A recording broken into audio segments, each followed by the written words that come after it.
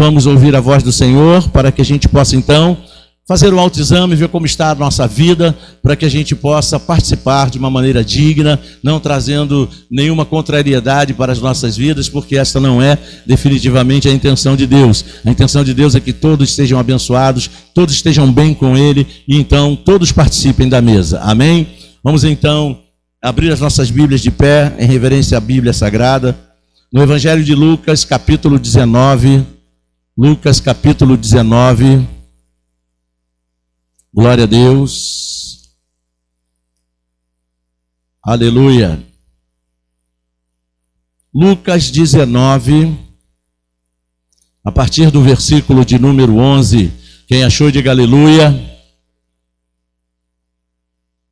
Quase ninguém achou, né? Quem achou, diga glória a Deus. Ok, melhorou. Diz assim, a Bíblia Sagrada em Lucas 19, a partir do verso de número 11. Glória a Deus. Ouvindo eles estas coisas, Jesus contou uma parábola, visto estar perto de Jerusalém, e lhes parecer que o reino de Deus havia de manifestar-se imediatamente. Por isso Jesus disse: certo homem nobre partiu para uma terra distante, a fim de tomar posse de um reino e voltar. Chamou 10 dos seus servos, confiou-lhes 10 minas e disse-lhes: negociem até que eu volte. Mas os seus concidadãos o odiavam e enviaram após ele uma embaixada dizendo: não queremos que este reine sobre nós. Quando ele voltou, depois de ter tomado posse do reino, mandou chamar os servos a quem tinha dado dinheiro, a fim de saber quanto tinham conseguido ganhar em seus negócios. O primeiro se apresentou e disse: Senhor, a sua mina rendeu 10. O Senhor lhe disse: muito bem, servo bom. E porque você foi fiel no pouco, terá autoridade sobre 10 cidades. O segundo servo veio e disse: Senhor, a sua mina rendeu 5. A este o Senhor disse: você terá autoridade sobre 5 cidades. Então veio outro servo, dizendo: Senhor, aqui está a sua mina, que eu guardei embrulhada num lenço, porque tive medo do Senhor, que é homem rigoroso. O Senhor retira o que não depositou e colhe o que não semeou. Mas o Senhor respondeu: servo mau, eu o julgarei usando as suas próprias palavras.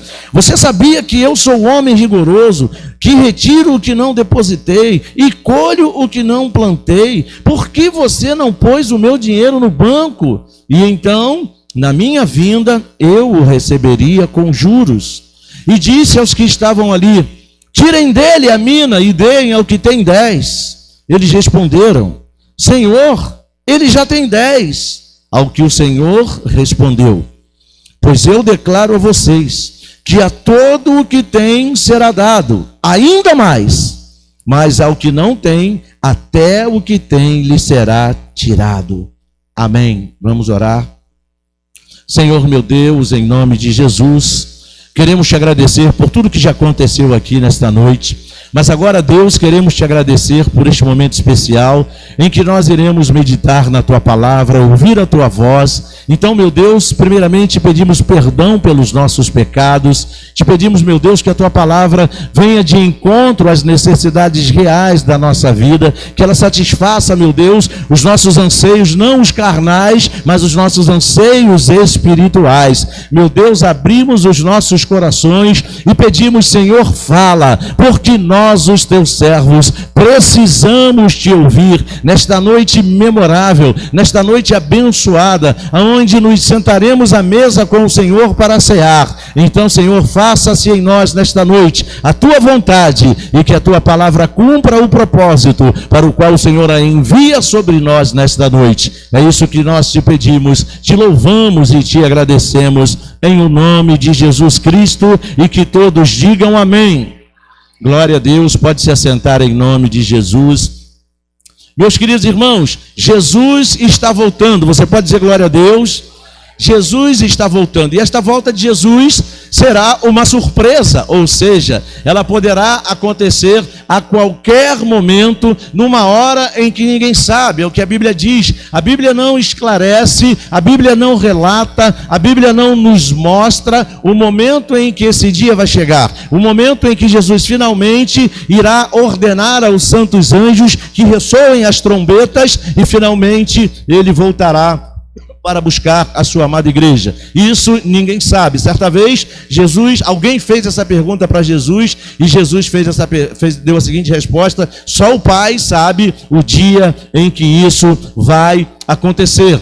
Então, meus queridos irmãos, existe um período de tempo, o qual nós estamos vivendo, que é exatamente o tempo entre o tempo em que Jesus foi enviado pelo Pai, para se cumprir a palavra de João 3,16, quando diz que Deus nos amou de tal maneira que enviou o seu Filho unigênito, ou seja, Jesus, para que quando nós nele crêssemos, nós não viéssemos a perecer, mas tivéssemos a vida eterna. E isso serve para toda a humanidade, isso serve para todos os seres que Deus criou, a sua imagem e a sua própria semelhança. Isso serve para todos aqueles que se arrependerem dos seus pecados, crerem que Jesus é o Filho de Deus e veio para nos salvar. Então, essa palavra se cumpre na vida de todos aqueles que aceitam e recebem a Jesus como seu Senhor e Salvador. Recebemos a salvação e, enquanto isso, aguardamos ansiosamente a volta de Jesus Cristo, e ele voltará. Tão certo como ele veio, ele voltará. Maranata, ora vem Senhor Jesus. Você pode declarar comigo: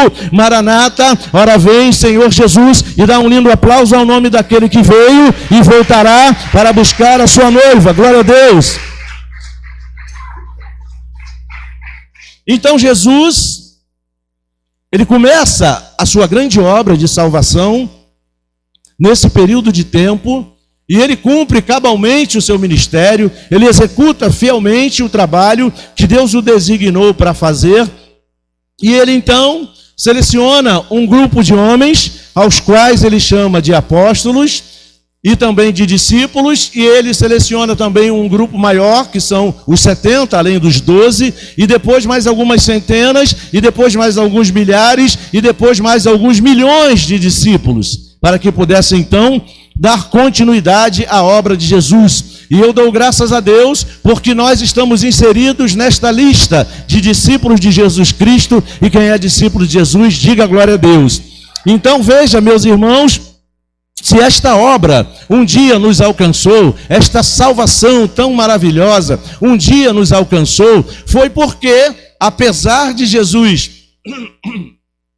ter entregue a sua vida por nós, ter passado pela via crucis, ter sido crucificado, apesar de tudo isso, ao terceiro dia ele ressuscitou, foi assunto aos céus e se assentou à direita do Pai. Então, apesar de tudo isso, a obra não parou, muito pelo contrário, Jesus preparou os seus discípulos, preparou pessoas para que esta obra pudesse avançar no tempo, ou seja, para que essa obra pudesse continuar sendo executada no período de tempo em que Jesus levaria para voltar, para finalmente buscar a sua noiva, para finalmente buscar a sua igreja. E a partir de então, Jesus passa a contar com os seus discípulos, com aqueles que ele preparou e comissionou para darem continuidade a esta obra. E a partir daí, esses homens, esses discípulos que foram preparados, continuaram a preparar as gerações vindouras, a fim de que o Evangelho de Jesus Cristo fosse pregado nos 4 cantos desta terra, e para que se cumprisse a palavra de Jesus, quando ele disse: e vocês serão minhas testemunhas em Jerusalém, em Samaria, na Judéia e até os confins da terra. E realmente, pelo trabalho, pela obra desses homens que foram comissionados por Jesus e aqueles que os sucederam, a obra avançou, o trabalho de Jesus frutificou. Olha que coisa linda, o trabalho de Jesus não foi em vão. Tantas pessoas no tempo de Jesus apareceram tentando falar tantas coisas. Quando Jesus foi entregue a Pôncio Pilatos, O informante de Pilatos disse a ele: olha, lembra do fulano de tal, que se levantou aí dizendo que era isso e aquilo? Cadê? Sumiu. Lembra do outro fulano? Eles também falaram isso lá no Sinédrio. Um dos homens do Sinédrio disse isso. Lembra de fulano de tal, que disse que foi enviado por Deus, isso e aquilo? Sumiu. Então, quando ele está falando dos apóstolos, então, não maltratem esses homens, porque se eles não forem de Deus, esse trabalho deles não vai dar em nada. Mas graças a Deus eles eram de Deus, eles eram de Jesus, amém? Diga para o teu irmão: graças a Deus você também é de Jesus. Diga aleluia. Diga para ele: graças a Deus você também é de Jesus. Então significa dizer que a obra, que o trabalho de Jesus não vai parar. Não vai parar. Porque em todos os séculos que se passaram, havia discípulos de Jesus comprometidos com esse trabalho, comprometidos com esta obra. E hoje, na nossa geração, no nosso tempo, esses discípulos somos nós. E a obra de Jesus não pode parar, porque essa obra custou caro. Essa obra custou cada gota do sangue precioso de Jesus. Diga glória a Deus. Essa obra custou a vida de Jesus na cruz do Calvário. Jesus morreu na cruz para nos salvar. Jesus morreu na cruz para levar sobre ele todas as nossas enfermidades, todas as nossas doenças. Ele morreu na cruz para levar sobre ele todas as nossas iniquidades, ou seja, todos os nossos pecados. E ele cumpriu cabalmente este trabalho. Olha que coisa linda. O mais lindo disso tudo ainda é nós hoje, no nosso tempo, no presente século, sermos os responsáveis por levar essa obra adiante, através da igreja, que é a representante do reino dos céus aqui na terra. Olha que privilégio para nós. Fala para o teu irmão: você é privilegiado de fazer parte da igreja de Jesus Cristo. A coluna e baluarte da verdade, a continuadora da obra de Jesus, a embaixada do céu aqui na terra. Você pode aplaudir a igreja de Jesus Cristo. Aleluia! Louvado seja o nome do Senhor. Então, por isso, meus irmãos, nós devemos nos empenhar para levar adiante esta obra. Nós não podemos esmorecer. E às vezes parece que a gente está esmorecendo. À medida em que a sociedade humana vai avançando, é fato de que a vida fica cada vez mais corrida. Por que você acha que parece, os mais novos não vão perceber isso, em face de terem exatamente pouca idade, mas aqueles um pouquinho mais jurássicos, como eu e mais alguns, né, conseguem perceber claramente,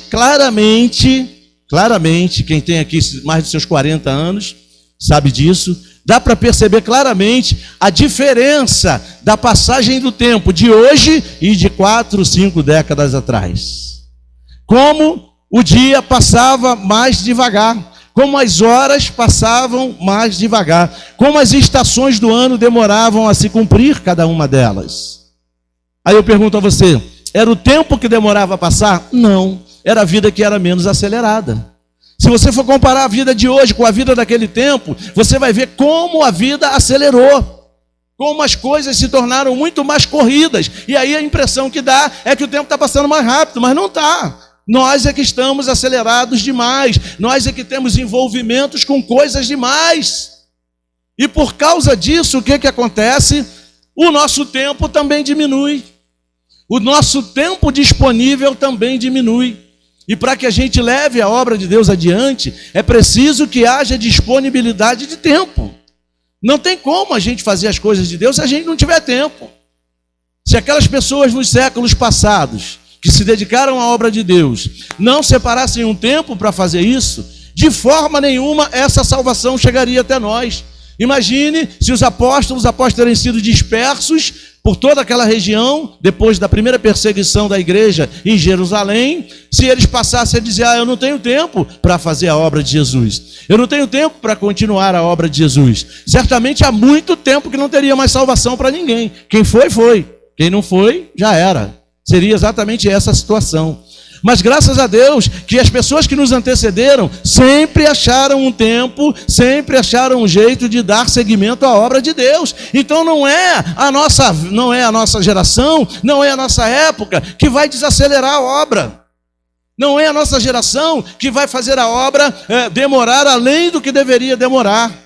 O ministério de Jesus, por exemplo, levou cerca de 3 anos e meio. Mas você percebe que Jesus trabalhava firme. Se Jesus não trabalhasse firme, talvez levasse 10 anos. talvez levasse 20 anos, talvez levasse 30 anos. Mas Jesus deu exemplo de trabalhar firme. Então, meus irmãos, nós não podemos usar a aceleração da atividade humana para não fazermos a obra de Deus. Precisamos achar um tempo. Nessa vida corrida que nós temos, nessa ciranda da vida diária, nós precisamos aprender com o Espírito Santo. O Espírito Santo é o maior mestre que existe, você pode dizer glória a Deus. Temos que aprender com o mestre Espírito Santo a como preparar a agenda da nossa vida diária, para que possa sobrar tempo, porque senão as coisas espirituais, a obra de Deus e a nossa vida espiritual vai estar sempre em segundo plano, vai estar sempre de fora, porque aí não dá tempo de ler a Bíblia, não dá tempo de orar, não dá tempo de vir à casa de Deus como deveríamos, não dá tempo de evangelizar, não dá tempo de fazer uma série de coisas que são fundamentais para que a obra de Deus avance. Veja que somos muito mais numerosos do que os discípulos daquele tempo, mas eu acredito piamente de que no nosso tempo a obra de Deus tem andado bem mais devagar. Bem mais devagar. Naquele tempo, meus queridos irmãos, no tempo da igreja de Jerusalém, na igreja primitiva, todos os cristãos evangelizavam. Todos os cristãos falavam de Jesus. Todos os cristãos espalhavam a notícia do caminho, como era conhecido o caminho de Jesus, era o caminho. Então todos espalhavam, todos falavam, todos convidados. E nós hoje, nós temos feito isso, nós temos convidado pessoas, nós temos convidado os nossos parentes, nós temos convidado os nossos amigos para estarem na casa de Deus. Nós temos sequer falado aos nossos amigos que existe um Jesus que entregou a vida por cada um deles e tem um plano melhor para que cada um deles seja salvo e não se perca eternamente. Será que nós temos nos dado o trabalho de falar isso? Parece que a gente está preocupado com tantas outras coisas que a gente nem se apercebe, que muitas vezes Deus coloca as pessoas do nosso lado. Às vezes a pessoa trabalha ali do nosso ladinho, um expediente inteiro, de 8 a 12 horas do nosso lado, e a gente nem se toca de falar. Quantas vezes essas pessoas passam por lutas, passam por problemas e a gente está ali vendo, mas a gente não se toca. Precisamos acordar, porque Jesus começou uma grande obra. A obra que Jesus começou é muito grande, tão grande que deu a você a vida eterna. Tão grande que resgatou você do império das trevas. Tão grande que te concedeu uma eternidade com Ele para que você seja feliz para sempre. Então eu te pergunto, será que isso é só para nós? Será que isso é só para um grupo seleto de pessoas e esse número de pessoas já se cumpriu? É claro que não. Todo ser humano precisa ter essa oportunidade de receber a salvação. E isso sempre dependeu dos discípulos de Jesus. E se hoje esses discípulos somos nós temos que continuar esse trabalho. Levar a salvação, trazer os salvos, batizar os salvos, ensinar os salvos e manter os salvos no caminho. Para isso existe a embaixada do céu na terra, que é a igreja, que por conseguinte somos nós. Então nós não podemos abrir mão. Tudo que você faz na obra de Deus. Na minha igreja eu fico na porta. Você está cuidando do trabalho que Jesus começou. Eu distribuo envelope. Você está dando continuidade ao trabalho que Jesus começou. Eu saio na rua para distribuir folheto. Você está continuando o trabalho que Jesus começou. Eu limpo o banheiro da minha igreja. Você está continuando o trabalho que Jesus começou. Não é aqui o lugar de cuidar das vidas que chegam? De ensinar, de batizar e tudo mais? De discipular? Pois é. Então a gente está dando continuidade à obra. A gente pode parar? Seria uma insanidade a gente acreditar que pela correria da minha vida eu não tenho tempo e eu vou parar. Seria uma insanidade. Para não dizer egoísmo, que vai muito mais além. Não é verdade? Já sou salvo, amém, estou bem, estou legal. O restante que espere parecer alguém para cuidar deles. Não é assim que funciona. Então Jesus propõe essa parábola exatamente para tratar dessa questão da continuidade da sua obra. Então, essa parábola nos mostra por que razão nós devemos nos empenhar para dar continuidade a essa obra. Nós temos tantas e tantas razões, mas nesta parábola Jesus separa algumas razões. E a primeira razão que ele mostra aqui é porque ele confiou algo de muito valor nas mãos dos seus discípulos. Versículo 13 diz assim, volta lá em Lucas 19, o versículo 13 diz assim, aleluia. Chamou 10 dos seus servos e confiou-lhes 10 minas e disse para eles, negociem estas minas até que eu volte. Olha aí, Confiou as suas minas nas mãos daqueles 10 servos. O que representam essas minas? Essas minas são os valores do Senhor. Eram os valores que ele tinha. Ou seja, ele deu para eles grandes responsabilidades. Uma responsabilidade enorme de cuidar para o seu Senhor tudo aquilo que tinha valor para ele. Olha aí. As minas, meus irmãos, eram os bens que o Senhor possuía, o Senhor da parábola. E ele confiou isso aos seus servos. Veja que confiança, hein? Não sei se você sabe que os anjos desejavam ardentemente ter essa missão de continuar a obra de Jesus. Mas essa missão não foi dada a anjos, foi dada a homens. Foi dado a seres humanos, a pessoas como nós, foi dado a mim e a você. Olha que privilégio, os anjos querendo fazer a obra de Jesus, os anjos querendo evangelizar, os anjos querendo discipular, os anjos querendo batizar, mas essa missão, esse privilégio, poderíamos dizer isso, foi dado para nós. Foi dado para pessoas e não para anjos. Que honra, ou seja, os bens maiores do Senhor, que são as vidas humanas, foram confiadas à igreja. Diga glória a Deus. Então, uma mina, meus irmãos, para você ter uma ideia, equivalia a 50 ciclos, que equivalia a mais ou menos 100 denários, ou seja, 100 denários significava 100 dias de trabalho, que equivalia mais ou menos a 3 anos e meio de trabalho efetivo. Olha aí, 3 anos e meio de trabalho, era o que valiam aquelas minas. Quanto tempo durou mesmo o ministério terreno de Jesus? 3 anos e meio, não é verdade? Que significa dizer que ele estava confiando todo o seu trabalho nas mãos daqueles servos, tudo que ele fez. Olha que coisa maravilhosa. Aleluia. E aí o que acontece? Esse trabalho valioso foi passando de mãos em mãos, ou seja, de geração para geração. E alguém, ou seja, a geração passada, entregou esse tesouro nas nossas mãos. Olha para a tua mão aí. Olha aí para a tua mão. Estenda a mão e olha aí, pela fé. Vê o tesouro que está na tua mão aí que Jesus colocou para que você pudesse dar continuidade. Você pode aplaudir o nome dele. Aleluia! O reino de Deus é comparado a uma pérola preciosa, é comparado a um grande tesouro que um homem encontra no campo, vende tudo que tem e compra aquele campo por causa daquele tesouro. Olha o valor do reino de Deus. Olha o valor da obra de Deus. E o reino de Deus nada mais é do que o governo de Jesus Cristo sobre nós. Diga glória a Deus. Então veja o valor desse governo sobre as nossas vidas. Fala para o teu irmão, deixa Jesus ser Senhor da tua vida. Deixa Jesus governar sobre a tua vida. Aleluia. Jesus estava confiando na mão dos seus servos tudo que ele fez, ensinou e falou aqui nessa terra. Ele estava delegando a ele, assim como delegou a nós, a responsabilidade de continuar o seu trabalho. Ele disse para eles, olha, negociem até que eu volte. Aleluia. Esse negociar da parábola quer dizer, trabalhem, façam, deem continuidade até que eu volte. Meus irmãos, muitas vezes a gente vê a obra de Deus como se ela fosse um peso. Gente, definitivamente a obra de Deus não é um peso. A obra de Deus é uma honra.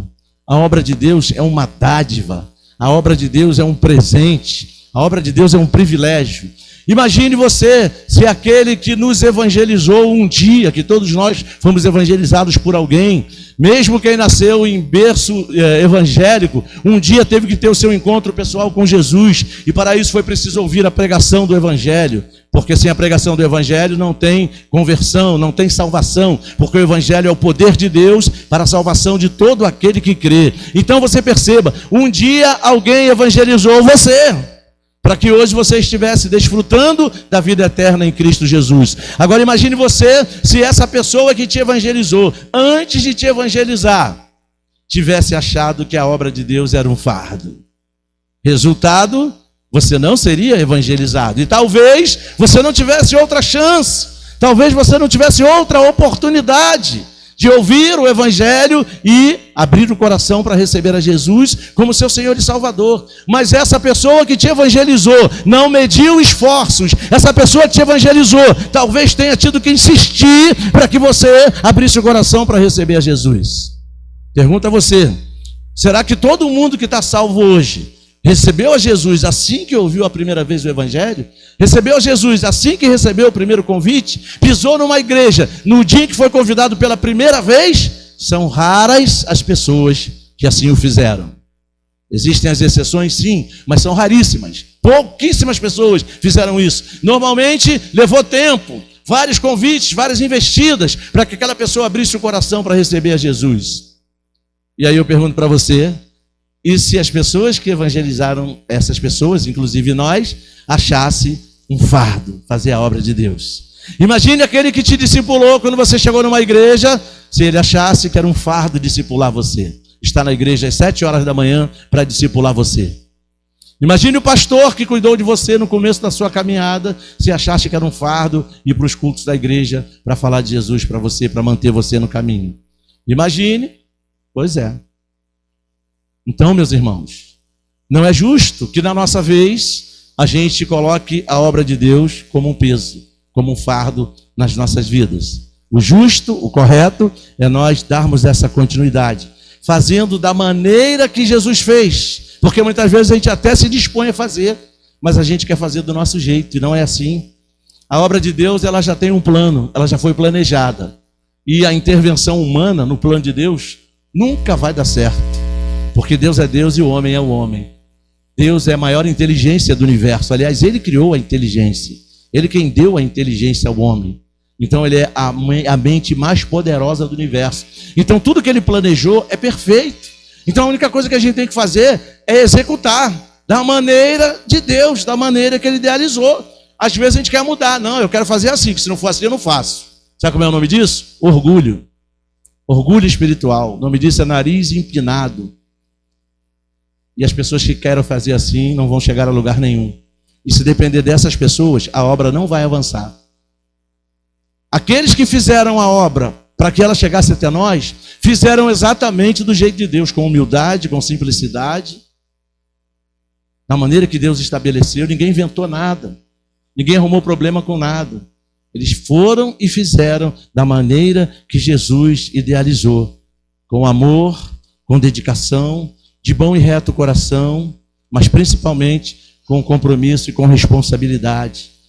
E mais, com disponibilidade. Eu não sei se você se lembra que para que os 12 fizessem a obra de Jesus, que foram os que aprenderam diretamente de Jesus, com mais detalhes, aqueles que fizeram diretamente com Jesus, eles precisaram mudar a agenda. Você se lembra?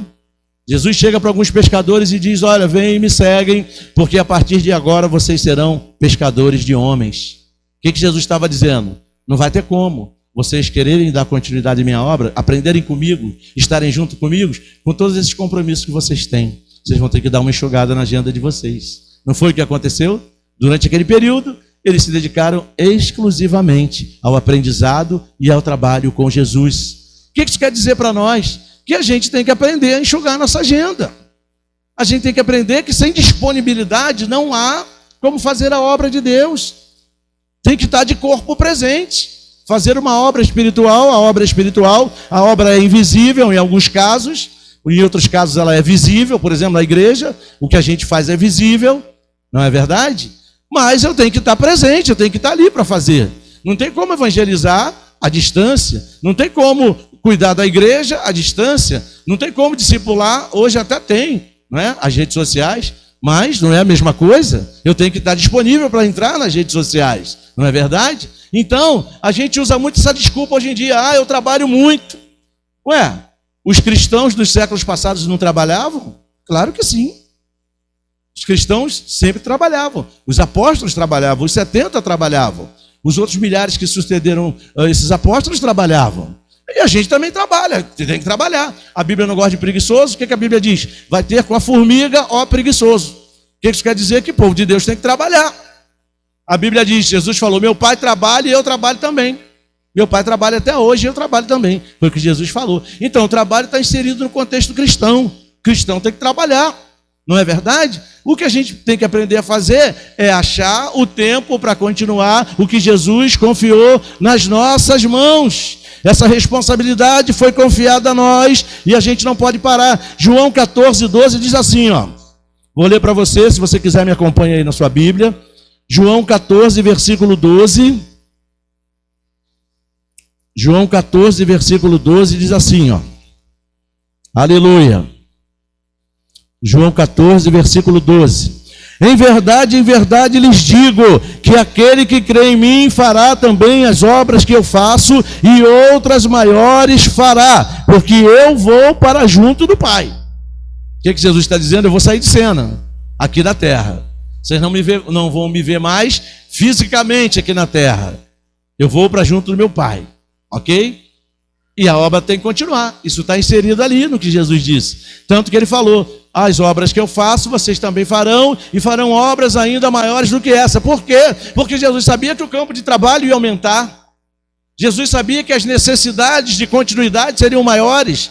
Jesus sabe de todas as coisas, diga amém. Jesus sabia de tudo que ia acontecer, que ia precisar de mais gente. Tanto que lá na frente Jesus falou o quê? A seara é grande, mas os trabalhadores são poucos. Olha aí.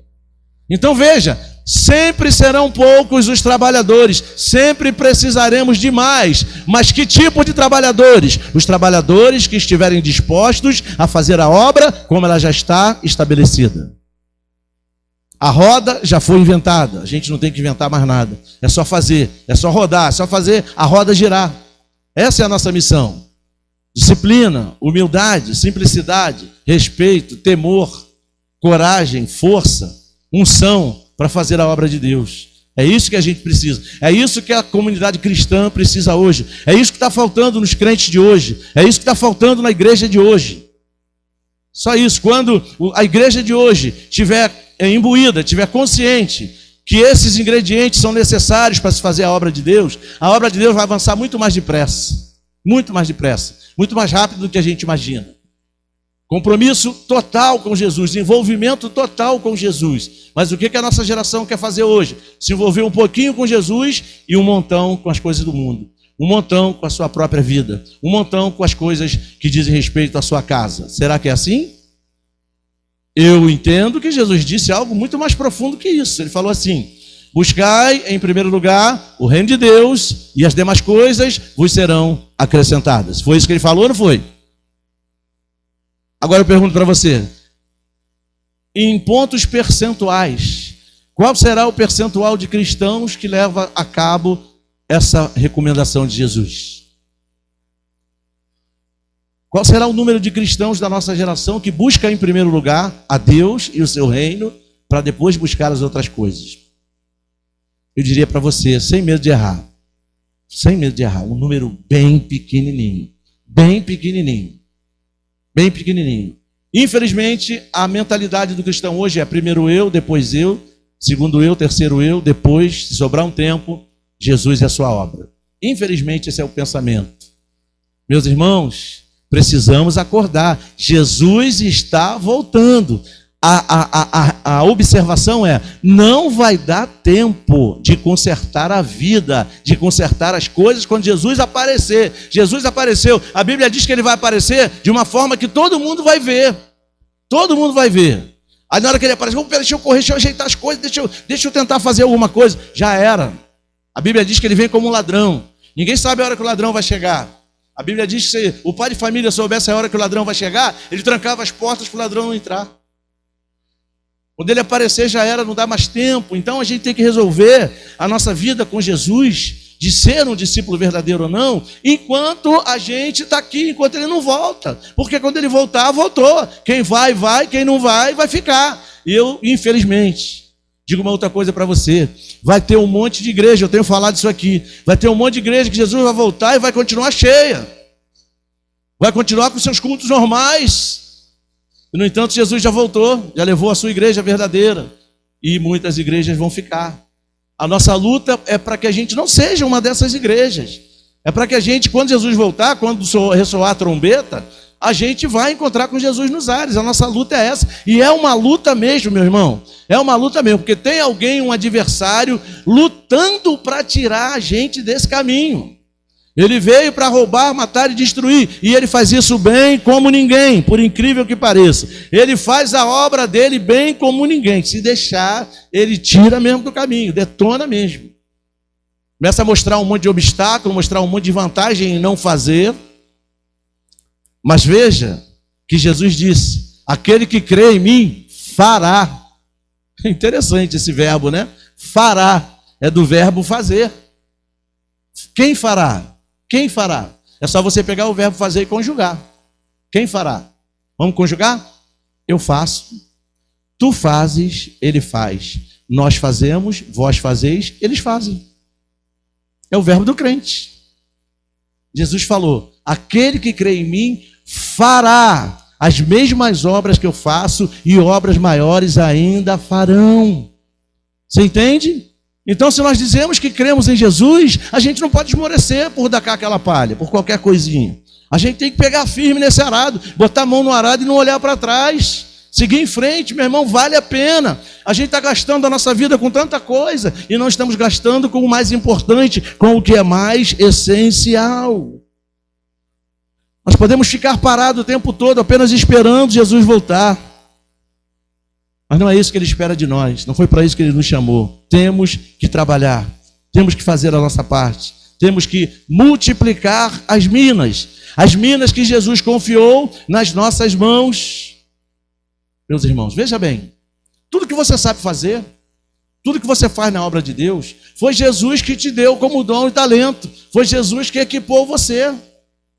São as minas que ele entregou na sua mão para você multiplicar. A parte de Jesus ele fez, quer ver? João 17, vamos aí em João 17. João 17, no versículo 4, diz assim: e Jesus pegou a pior parte da obra, meu irmão. Ele teve que morrer por nós. Eu nunca morri pela obra, nunca morri. Mas Jesus morreu. Vamos lá. Capítulo 17, versículo 4, olha o que Jesus disse. João 17, versículo 4, diz assim: eu te glorificarei na terra, realizando a obra que me deste para fazer. Olha que coisa linda. Palavras de Jesus: eu te glorifiquei na terra, fazendo a obra que me deste para fazer. Em outra palavra, Jesus estava dizendo: eu fiz o que o Senhor me designou para fazer. Era isso que ele estava dizendo. Eu cumpri a missão, era isso que Jesus estava falando. Será que nós vamos poder fazer essa afirmativa lá na frente? Será que nós vamos poder dizer: Deus, teu nome está glorificado na minha vida porque eu fiz a obra que o Senhor me chamou para fazer? Você prestou uma atenção em outra coisa? Jesus, por fazer a obra de Deus, glorificou o nome do Pai. Quando você faz a obra de Deus, o nome do Senhor é glorificado, meu irmão. Olha que privilégio, você tem o poder de glorificar o nome de Deus quando você faz a obra que Ele te chamou para fazer. Olha aí, você não é pouca coisa não. Fala para o teu irmão: poderoso você, hein, meu irmão. Poderoso você. Tem poder para glorificar o nome de Deus. Deus, glorifica o teu nome na minha vida. Você pode dizer isso: Deus, glorifica o teu nome na minha vida. Aleluia, aplauda o nome dele mais uma vez. Aleluia. Aleluia. Porque o Senhor entregou as minas nas mãos dos seus servos, mas o dia do ajuste de contas vai chegar. Veja o que diz o verso 15 lá de Lucas 19, diz assim: quando ele voltou, depois de ter tomado posse do reino, mandou chamar os seus servos a quem tinha dado dinheiro, a fim de saber quanto tinham conseguido ganhar em seus negócios. O primeiro se apresentou e disse: Senhor, a sua mina rendeu 10. O Senhor disse para ele: muito bom, servo bom, porque você foi fiel no pouco, terá autoridade sobre 10 cidades. O segundo servo veio e disse: Senhor, a sua mina rendeu 5. E o Senhor disse para ele: você terá autoridade sobre 5 cidades. O que isso quer dizer? Prestação de contas. Os servos prestando contas daquilo que o Senhor confiou nas mãos dele. E eu não sei se você percebeu, lembra que ele deu a mina para 10? Ele chamou o primeiro, chamou o segundo, chamou o terceiro, e eu tenho certeza que ele chamou depois o quarto, o quinto, o sexto e o 10º. O que significa dizer? Que a prestação de contas não é coletiva, é individual. Cada um vai prestar conta para ele das minas que recebeu, o que fez com os dons e talentos que recebeu, ou o que deixou de fazer. E tem um monte de crente na nossa geração enterrando o talento que Deus deu. Olha aí, ó. enterrando o talento que Deus deu. O que é enterrar o talento? É não usar o que Deus confiou nas mãos dele. Não usar esses talentos, ou usar de qualquer jeito, querer usar de qualquer jeito. Quem quer usar de qualquer jeito também está enterrando. Porque não está usando de uma maneira que o Senhor reconheça. Quando usamos de qualquer jeito, Deus não vai reconhecer. Deus não vai reconhecer. Deus vai reconhecer aquele que humildemente, obedientemente, multiplicou os talentos que recebeu. Ou seja, fez com aquele talento a obra de Deus. De uma maneira simples, de uma maneira sana, de uma maneira submissa e por aí vai. É assim que Deus espera que a obra dele seja feita. E veja bem, o primeiro levou umas 10 autoridades sobre 10 cidades, quer dizer, uma grande recompensa, porque ele pegou e multiplicou os 10 talentos que recebeu. O segundo recebeu 5 talentos, multiplicou os 5 talentos, recebeu autoridade sobre 5 cidades. E aí, esse negócio é tão sério, meus irmãos. Deus se desagrada tanto quando a gente deixa os talentos se perderem, que, se você observou lá, quando ele vai falar do terceiro discípulo, ele não diz o terceiro, ele fala o outro. Olha, o outro, a Bíblia diz, o primeiro veio e multiplicou as 10. O segundo veio, multiplicou as 5. Aí a Bíblia diz, o outro, olha aí, já está desqualificado.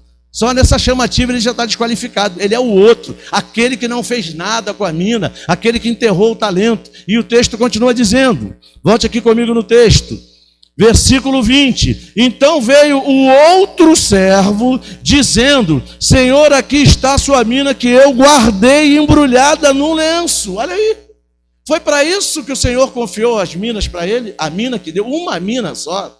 Foi para isso que o Senhor confiou esse talento, essa mina na mão dele? Não foi. Foi para ele usar, e usando ele multiplicaria. Mas ele falou, Senhor, eu guardei o talento que o Senhor me deu no lenço, ou seja, eu deixei ele parado. E aí olha o que ele ouve, e ele diz a razão, porque tive medo do Senhor, que é homem rigoroso. O Senhor retira o que não depositou, e critica o Senhor, e colhe o que não semeou. Mas o Senhor respondeu, servo mau, eu julgarei você usando as suas próprias palavras. Está vendo como a nossa palavra tem peso? Está vendo como a gente tem que ter muito cuidado com o que a gente fala na obra de Deus, com o que a gente fala para Deus? Porque quando a gente fala na obra de Deus, da obra de Deus, a gente está falando para Deus. Lembra de Moisés no deserto e o povo? Quando o povo falava de Moisés, reclamava de Moisés, na verdade estava reclamando de quem? De Deus. Ih, rapaz, reclamando de Deus. Então, quando a gente começa a reclamar muito da obra de Deus, achar que a obra de Deus é pesada, achar que a obra de Deus é injusta, na verdade a gente está falando isso para Deus. E viu o que Deus falou? Eu vou usar as tuas próprias palavras para te julgar. Lembra do deserto, do povo? O que Deus falou? Moisés, eu vou deixar acontecer com eles só o que eles estão falando, mais nada. Não vou botar castigo, não vou botar nada não. Só vai acontecer com eles o que eles estão falando. O que eles falavam?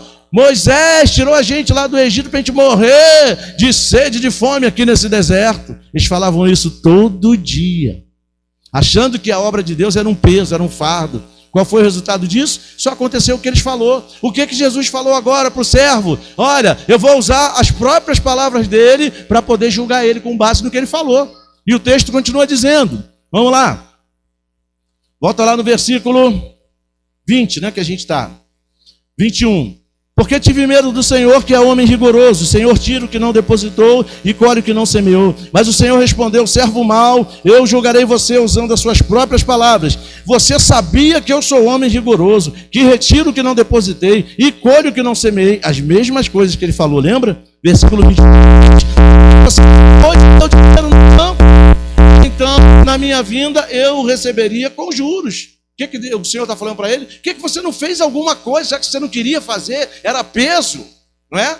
Fazia alguma coisa útil com isso, dava para alguém fazer junto com você, para alguém te ajudar, pedia ajuda a alguém, botava num lugar seguro onde ela ia multiplicar.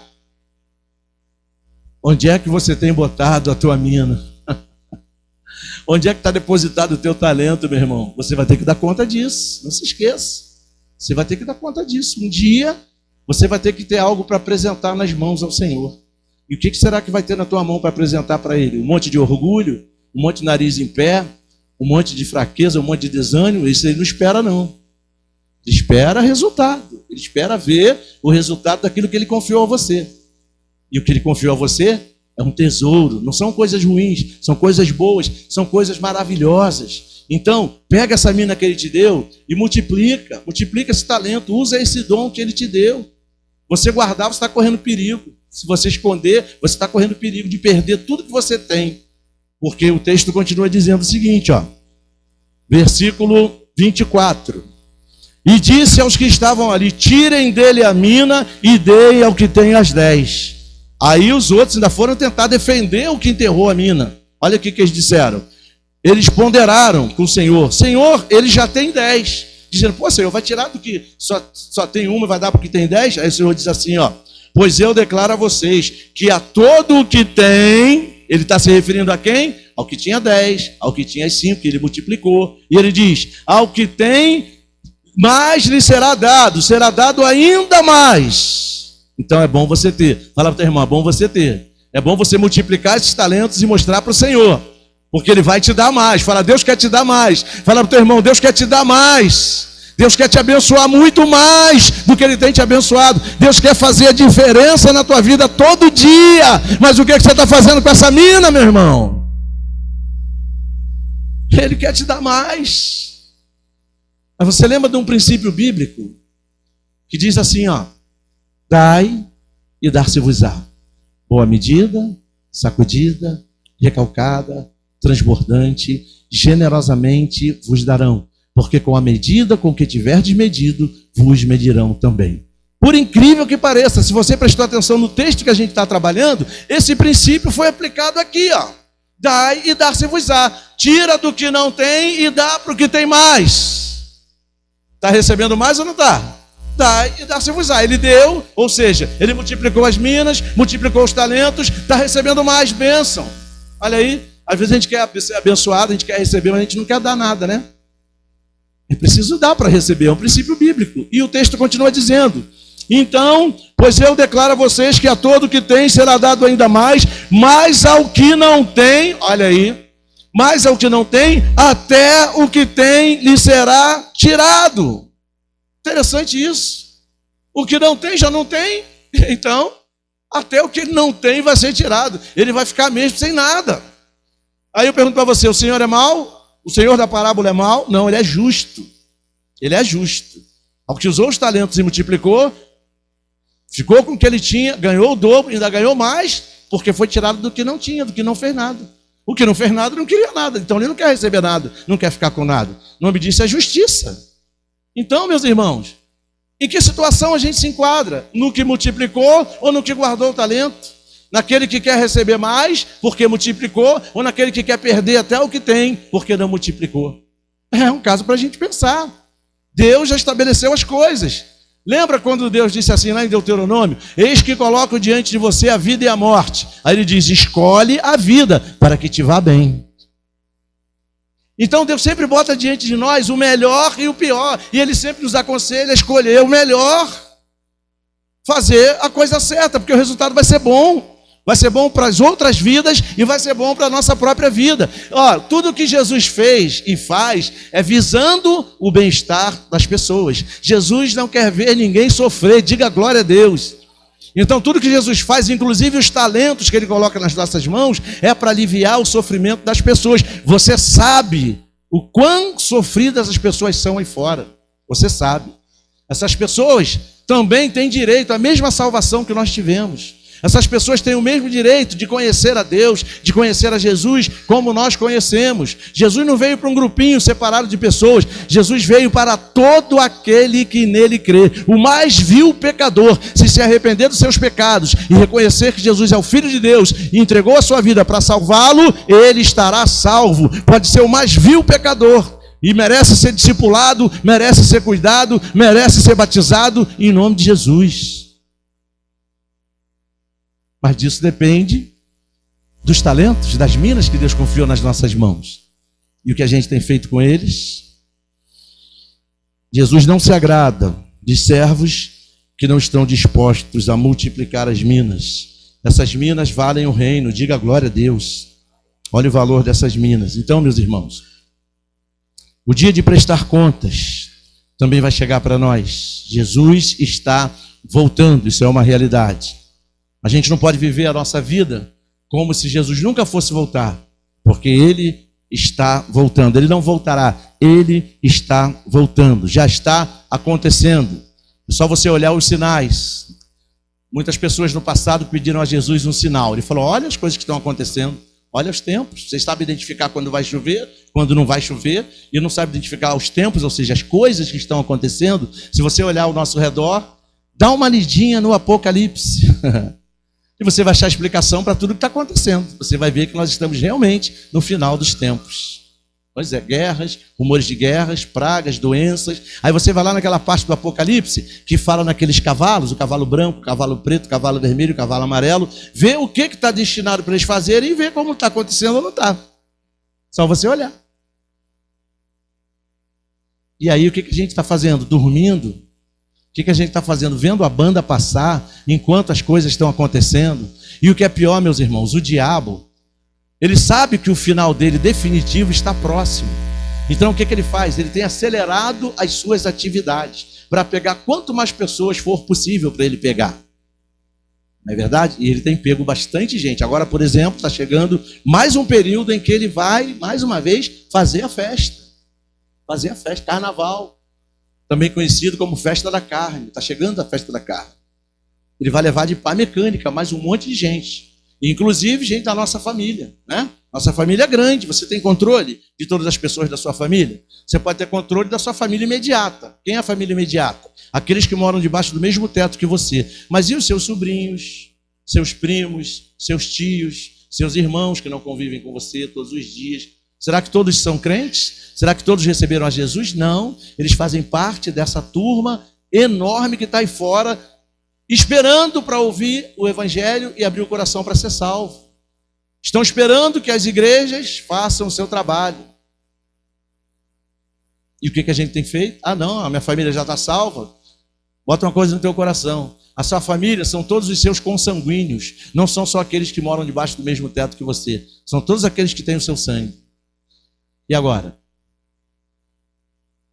Então, enquanto a gente está multiplicando as nossas minas, tem outro discípulo de Jesus multiplicando as suas minas em outro lugar. Não é verdade?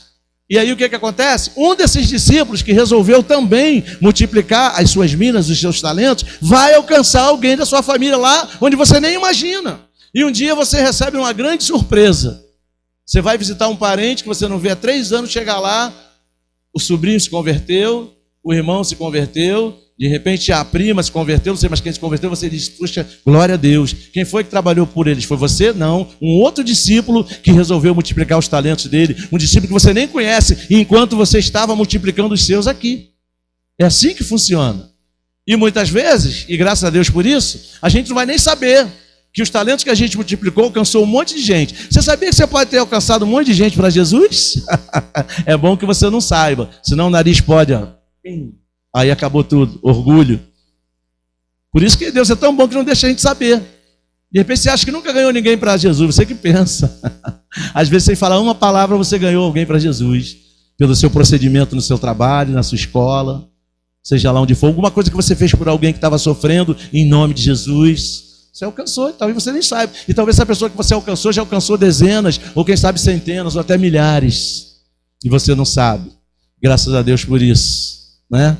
Então, meus irmãos, Deus concedeu dons e talentos a todos nós, concedeu esses dons e talentos à igreja, nós somos a igreja. Então, vamos fazer a nossa parte. Tudo que Deus concedeu a Jesus homem, tá? Toda a unção que Deus colocou sobre Jesus, toda a capacitação que Deus colocou sobre Jesus. Jesus era 100% Deus, mas ele se despojou dos seus atributos divinos e se colocou como um de nós. Era 100% Deus, mas também era 100% homem. E tudo que ele fez na sua obra, ele fez como homem, ele não fez como Deus. Porque para morrer no nosso lugar, tinha que ser homem. Porque quem entregou o domínio lá no Jardim do Éden foi homem, não foi Deus, foi Adão. Então Jesus, como segundo Adão, veio para recuperar o domínio. E ele fez isso como homem.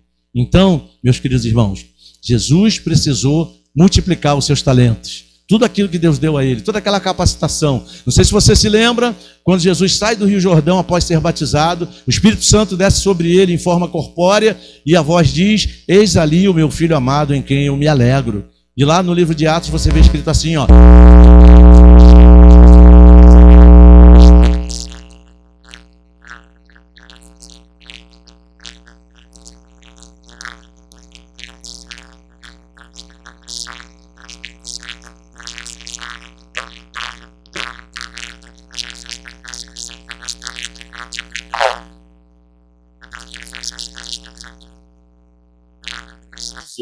debaixo desses talentos, debaixo desses dons e debaixo dessa unção.